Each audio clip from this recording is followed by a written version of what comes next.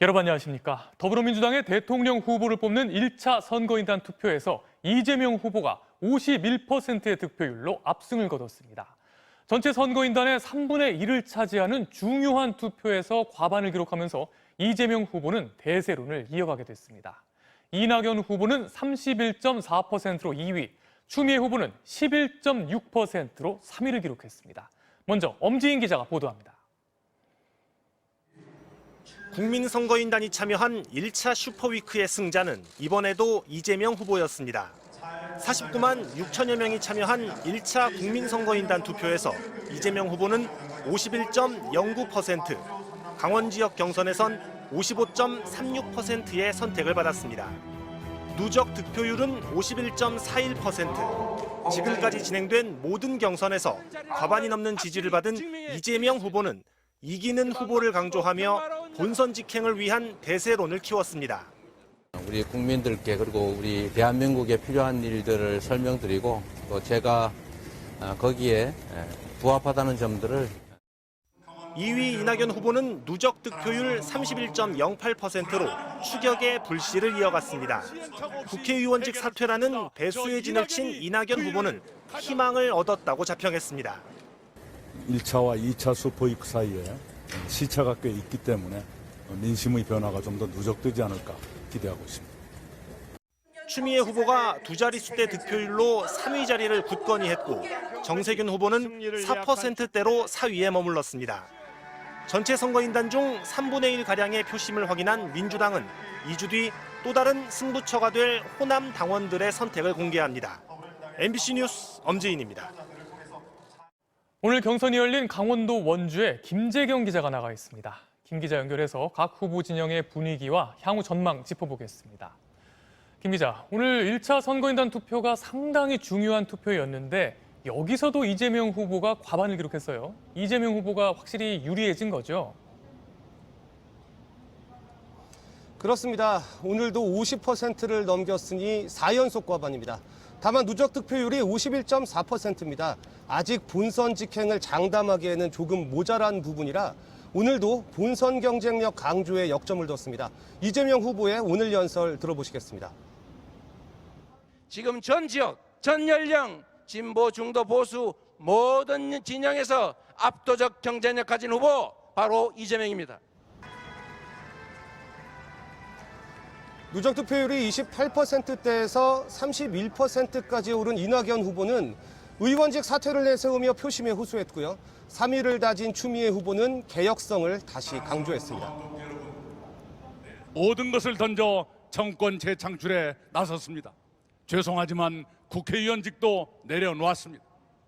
저희 이낙연과 함께 정권 재창출을 이루어 주십시오, 여러분. 개혁 대 개혁의 경쟁으로 개혁의 외연을 넓히고 개혁의 의지를 더 충만하게 채우는 당이 되어야 합니다. 그런데 아직 끝난 게 아니에요. 다음 지역이 민주당 경선에서 굉장히 중요한 호남 아닙니까? 호남의 선택이 궁금한데 어떻게 전망하십니까? 네, 민주당 경선은 추석 연휴 동안은요 잠시 숨을 고른 뒤 호남으로 향합니다. 호남은요 당의 정치적 기반인데다 대의원과 권리당원 수도 20만 명이 넘기 때문에 역대 대선 경선마다 판세를 사실상 결정지어온 곳이기도 하죠. 이재명 후보는 여기서도 과반이 목표고 호남이 지지 기반인 이낙연, 정세균 후보는 자신의 정치적 고향에서 반전의 계기를 마련하기를 기대하고 있을 겁니다. 호남에서 현재 흐름이 유지될지 또 아닐지가 1차 관전 포인트고요.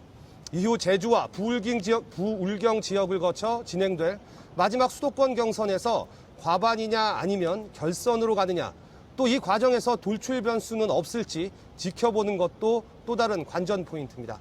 MBC 뉴스 김재경입니다. 다음은 검찰의 고발 사주 의혹 속보입니다. 공수처의 김웅 의원실 압수수색에 대해 국민의힘이 위법이라며 거세게 반발하고 있는데요.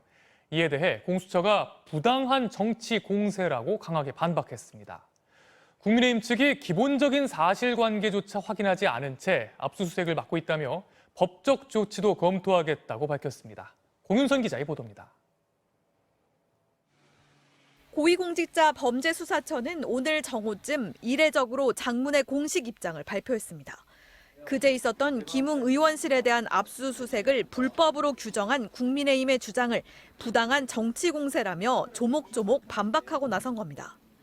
먼저 공수처 수사팀이 압수수색 당시 김 의원의 컴퓨터에서 사건과 관련 없는 김호수 검찰총장을 검색했다는 주장.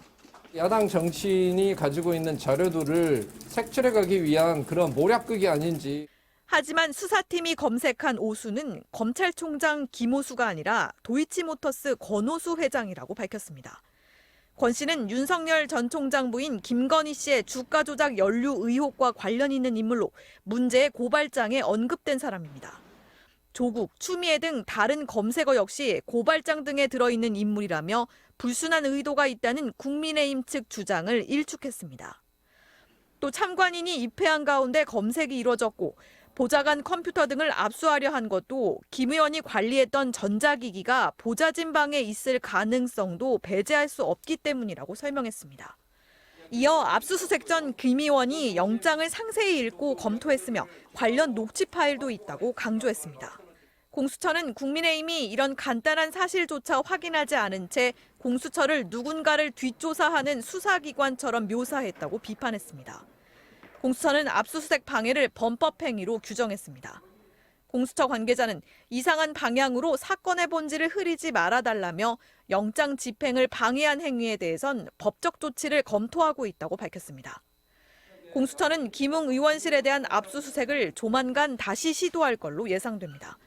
동시에 이번 의혹의 제보자 조성은 씨의 휴대전화 분석에 속도를 내고 있어 의혹의 실체 파악에 한 발 더 다가설지 주목됩니다. MBC 뉴스 홍윤선입니다. 정치권에선 국민의힘과 야권 주자들을 중심으로 이번 고발 사주 의혹의 제보자인 조성은 씨의 배후에 박지원 국정원장이 있다며 공세를 쏟아냈습니다. 여권은 황당한 물타기라고 반박했는데요. 제보자 조 씨도 개인을 뭉개는 방법으로 책임을 피할 수는 없을 거라며 윤석열 전 검찰총장 측을 비난했습니다. 이기주 기자의 보도입니다. 국민의힘은 말 그대로 총공세를 폈습니다. 윤석열 전 검찰총장 측 장제원 의원은 제보자인 조성은 씨를 정치낭인, 젊은 여성, 박지원의 수양딸이라고 부르며 거칠게 비난했습니다. 제보자가 박지원 국정원장과 만난 걸 부각시키며 국면 전환을 시도한 건데 윤석열 전 총장도 정치 공작이다, 기본이 안 돼 있다 등 거친 표현을 써가며 비판을 쏟아냈습니다. 평소에 아는 사람이라고 하더라도 국정원장이라는 그 지위에 가게 되면은 제가 보기에는 좀 정상적이 아닌 것 같습니다. 네.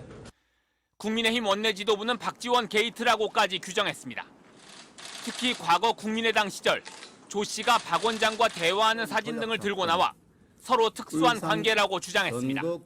이 사진을 보면 더 극명하게 드러납니다만 매우 내밀한 대화를 주고받는 그런 관계라고. 이 같은 박지원 배우설에 대해 민주당은 황당한 물타기라고 받아쳤습니다. 이소영, 한준호 두 대변인은 논평에서 침묵과 책임 떠넘기기, 물타기로는 이 사건을 덮을 수 없다. 증거 운운하기 전에 책임 있는 모습을 보이라고 지적했습니다. 여권 대선 주자들도 비판에 가세했습니다. 윤석열은 국기문란 사건으로부터 떳떳하다면 먼저 핸드폰부터 공개하고 의혹을 낱낱이 밝혀야 합니다. 야권에서도 홍준표 의원은 당의 문제가 아니라 윤 전 총장 혼자 풀 문제라고 선을 그었고 이준석 대표도 당은 후보의 보증을 서주는 곳이 아니라며 사실관계 파악이 우선이라는 기존 입장을 재확인했습니다.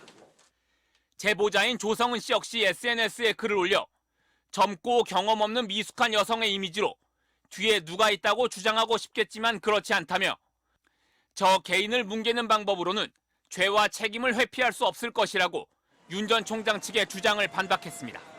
MBC 뉴스 이기주입니다.